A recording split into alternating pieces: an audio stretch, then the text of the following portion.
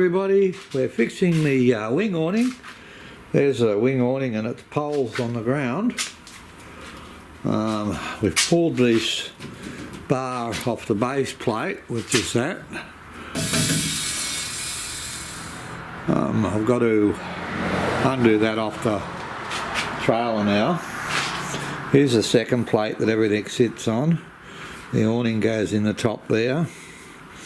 And they've just had a few rivets, and they're very widely spaced, and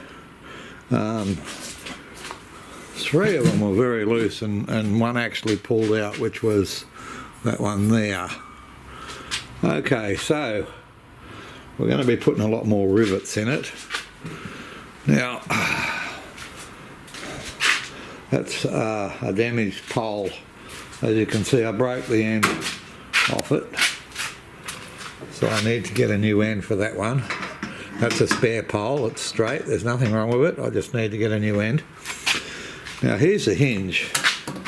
Now what happened was, we had it all set up, and the tent pegs that it comes with are only like, you know, that long. And we had it hammered into red clay. So it wasn't loose sand or anything like that. And they were in pretty good, but they just weren't long enough to do the job. So when you get your wing awning, if it's only got tiny short tent pegs, don't do what I did and use them. Do what I did now and throw them in the bin and go and get yourself some decent ones. Alright, so what happened, we had a Willy Willy, a Dust Devil, they're known by all sorts of different names, come along and basically pick it up and flip it over. Lift the annex and flip it over. So it bent the hinge pretty badly. Pretty badly it bent this hinge. And that's stainless steel, not aluminium. So it's actually quite strong, but it's like any wing awning, you know, the service area and the updraft and everything else, it just bent. There's its bolt. Actually, I can't get one of these bolts here, so I'm just going to be using one of these, I think, I don't know. Anyway, I haven't worked the bolt out yet. I'm not that far yet. So I've put the new hinge in.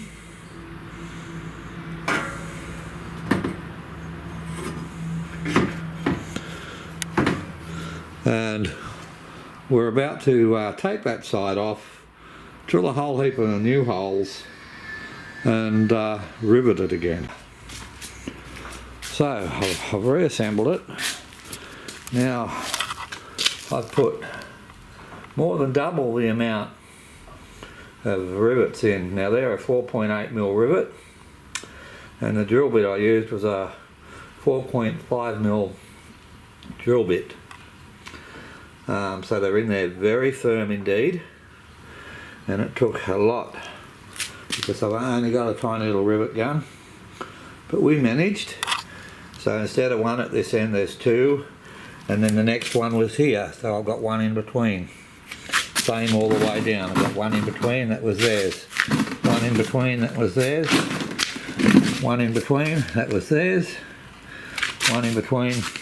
So it's all been newly riveted, and I've got 4.8 rivets coming this way on the hinge, and then I've got one going into the back plate.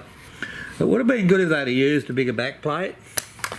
The back plate is very, you can see that's the back plate. It doesn't cover the whole unit.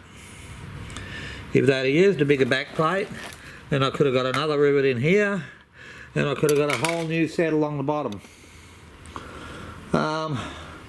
Anyway, just the way I've done it there, it's probably twice as strong as it was before. Now I've just got to bolt it back onto the side of the trailer and fit the wing and bolt the hinge. Okay, so that's the trailer done. Finished. That's better than new.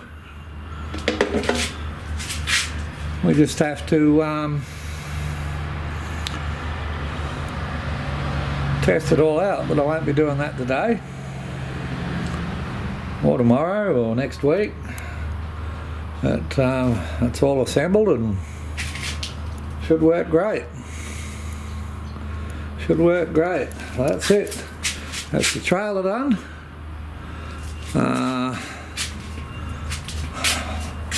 On the car, I still want to do the front shock absorbers and put some airbags on the back. I got to do the ladder for the side of the tent there. Let me get in here.